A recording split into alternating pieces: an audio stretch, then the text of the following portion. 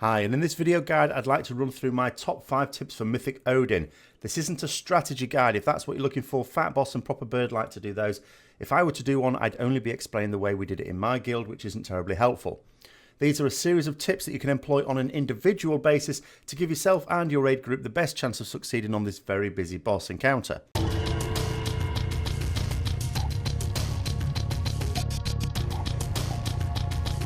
So as I've already noted, Mythic Odyn is a fight where there's a lot going on, and although the raid leader can offer some guidance, you've essentially got 20 people all doing slightly different things, or sometimes the same things but in different places. So that personal responsibility is a big thing here. With that in mind, I'm going to run through my top 5 tips that will hopefully help you on a personal level. I'll start off with the most straightforward, which may seem obvious to some, and finish off with what I think is the advice on the trickiest mechanic. I'll also end the video with a couple of Retribution Paladin specific tips, with most of what I'm going to talk about being for everyone. So tip 1, get yourself a range 5 going. This will allow you to ensure you aren't in range of other people when your Horn of Valor goes off. Ideally, you'll all have your spots to stand in phase 1, at least as a rough guide, and use the range tracker to fine tune it. You obviously don't want people rushing to get into position a second before the horn goes off. Not only will this not work as people run around like a headless chickens, but you're losing DPS doing it. Have a spot where you can stand it on every pull and just use the tracker to adjust if the bosses were moved. You can see here that I stand in this same position on Herdra every single pull, and then in this position for Hymdall whenever I move to him, but more about that in tip 2. Their hitboxes are pretty huge, so if you're melee you have plenty of room to spread out around it. Tip 2. Keep an eye on the health levels of Herdra and Hymdall during phase 1. Usually the way this works is you will have melee on Herdra and you will have range on Hymdall. The reason for this is because it is a royal pain in the arse getting melee around Hymdall, because he does his Horn of Valor, which not only affects everyone in the raid, but does an extra special circle around him, which is going to be a nightmare for melee. So it's fairly obvious. Get melee around Herdra. There is also another benefit to having melee around Herdra. When she does her Shield of Light, then the melee can easily move in front of that and soak that during phase 1. However, you might find that one group or the other, whether ranged or melee, are going to do more DPS than the other. Now, generally speaking in your guild, if it's the ranged camp that tend to be doing the most damage, and therefore Hymdall always ends up being beaten down before Herdra, then obviously you can just move a couple of ranged players to Herdra, no problem at all.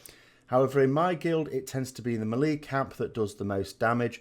So what we need to do in this situation is to switch to Hymdall. But obviously, like I've already said in tip 1, it's a bit of a pain moving on to Hymdall with melee. So rather than starting off in that position, what we do is to start off on Herdra, keep an eye on it. What I usually do is after the second set of ads, I'll usually move to Hymdall, unless of course they happen to be even, because of course it's a bit RNG. You have to watch the health bars. Don't just assume that Hymdall's going to be behind at that point. But then if he is, and he often is, I have a Warlock gateway across the room. I take the gateway to reduce DPS lost time and move on to Hymdall at that point. Tip 3 is for phase 2, where there's so much going on. Now when the ads appear on phase 2, you sometimes get a situation where you're tanking your Valor Jar on the rune, or maybe someone else is tanking it there, and a spear lands on top of it.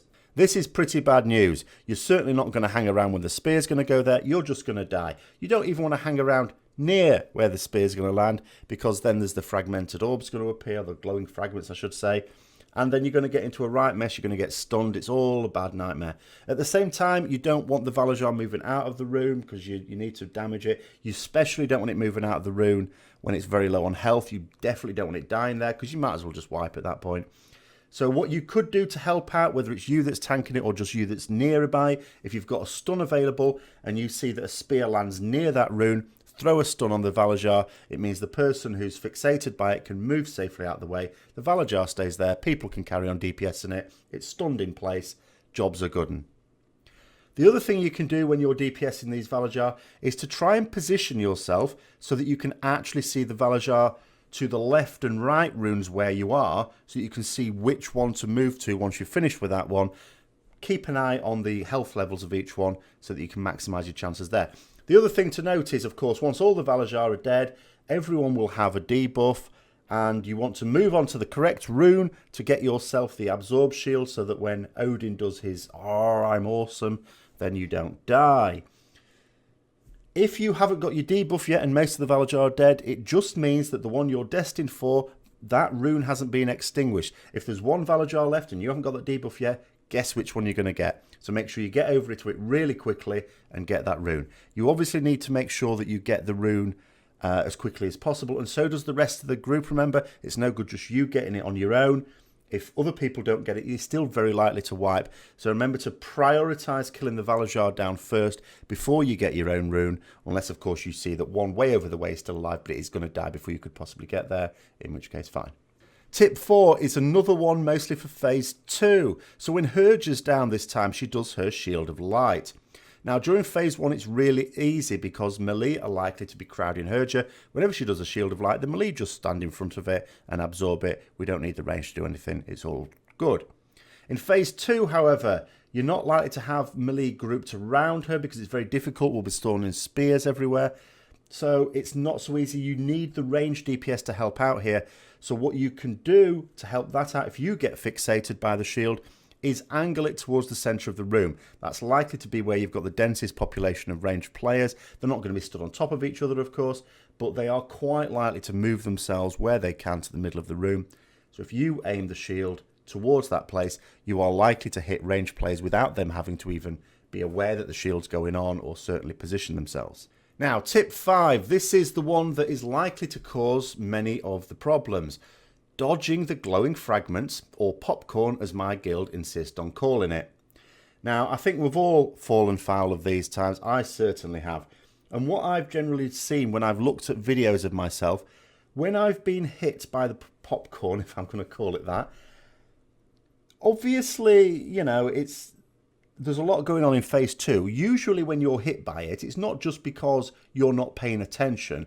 It's because some other priority has come up that has attracted your attention that you need to deal with very carefully, and you've maybe missed it. There is such a thing as invisible popcorn, or glowing fragments, whatever you want to call them. Now, this is a bit unfortunate. It doesn't usually happen. You certainly can't get stunned and go, oh, invisible popcorn. Don't use it as an excuse. But occasionally it does happen. But mostly when you get hit by, when I noticed myself getting hit by it, it was because I was trying to move around them. And where I found the most luck, I almost never get hit by them now, unless like a whole series of things happens at once and completely distracts me, is by moving effectively towards them. You're actually moving. If you imagine the spear, all the fragments are going to radiate out from it. Move towards, as soon as the spear's exploded, move towards the centre of that spear, because that's when there are no longer any fragments. And I have had plenty of practice on this because I am one of the melee DPS that stays on Odin for most of the time during phase 2. So I'm constantly getting 2 spears that I have to dodge at any one time. And again, just moving to the centre of one spear and then moving to the centre of another spear. So moving inside the orbs rather than around the outside where you won't really beat them and you've got a longer route to try and beat them is not likely to do as well. So those are my 5 tips to try and help out. If you sort of bear these in mind, I promise that things will get a lot easier. The advantage of these things that I've gone through is it's the sort of thing that even if it's only you doing it, you can make a massive improvement to the source of the fight. It's not something that you are reliant on everyone else doing. Just you doing it makes the fight go a lot more easily. You'll notice there are no tips for phase 3. The reason for that is if you've got everyone alive going into phase 3, there is nothing you can cock up unless you're a tank. Okay? Tanks, okay, could die. They have got some work to do in phase 3. The only way that phase 3 can be cocked up if everyone is alive going into it is one of 2 things. 1, panicking and therefore not moving correctly when you all get your runes or when you get tornadoes. 2, DPS whoring, in which case it's not that you're panicking, you're just not moving to the right position for runes or tornadoes because you're leaving it too late because you're meter whoring. If people don't DPS whore and if people don't panic and if the tanks do their stuff, they're the only ones who can die. If you've got a couple of battle reses for them, all to the better, then in actual fact it's a kill as soon as you get into phase 3. So that's why there's no specific tips there, because there's nothing that you can do on an individual basis other than keep calm and kill the boss. So those are my tips for general, but I've got a couple of Retribution Paladin specific ones to throw into here as well. So one thing would be, what I tend to do during phase 1 is switch to Hymdall towards the end there, because usually Herja is much closer to getting to that point where she's going to start casting her heal. So I switched to Hymdall to beast him down. I've usually got Crusade active at the time as well. The problem is that as soon as I move to him, he does a Horn of Valor pretty quickly, so I'm moving back out. This is problematic in two ways. First of all, I'm not doing damage to him. Second of all, there might be other melee on him as well, helping out, and I might move close to them for Horn of Valor because we haven't really got our position sorted. So one obvious tip here is to bubble during it. Okay, use your Divine Shield.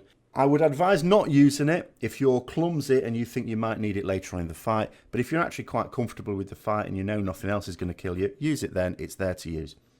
It can also be useful during phase 2. Sometimes we get a little bit behind or some people die and we need extra DPS on Hymdall. I wouldn't normally go onto Hymdall. But if I have to do that, again, for one Horn of Valor, you can't do it on everyone, of course. But for one Horn of Valor, you can actually stay in melee range of him when he does it. Just bubble. And jobs are good 'un. The second tip is for blowing up Shield of Vengeance. You should be using Shield of Vengeance as far as possible on cooldown. On phase 1, I tend to blow it up on Shield of Light. Okay, stand in it and blow it up on Herger. If, for some reason, because sometimes when your Shield of Vengeance crits and it doesn't quite do enough damage for that, don't worry about it, because very shortly after Shield of Light, if you pop it just before she casts it, your Shield of Vengeance will still be active when the next Horn of Valor comes in. So then that should finish it off and you blow that up on Herger as well. If you want, you could just wait for Odyn to do his cast when you've got your runes. But I find it's much more reliable to use it on the Shield of Light. Now in phase 2, it doesn't really matter. You don't have to certainly wait for the shields. You're going to take damage constantly all the time. And I don't mean by standing and stuff you shouldn't. You're just going to take damage. So use Shield of Vengeance on cooldown. Just make sure you're in melee range of Odyn when you do it. Okay, if you're on a Valadrar at the moment, just leave it. Wait till you're back on Odyn. Or Herger or Hymdall, depending on which one you're on. And just make sure it blows up on them. So that's my advice for Mythic Odyn. If you've got any other specific questions, throw them in the comments below, of course, and I'll try and get back to you. Hope you found it useful. If you did, don't forget to like, comment, subscribe and share. And until next time, I'll see you later.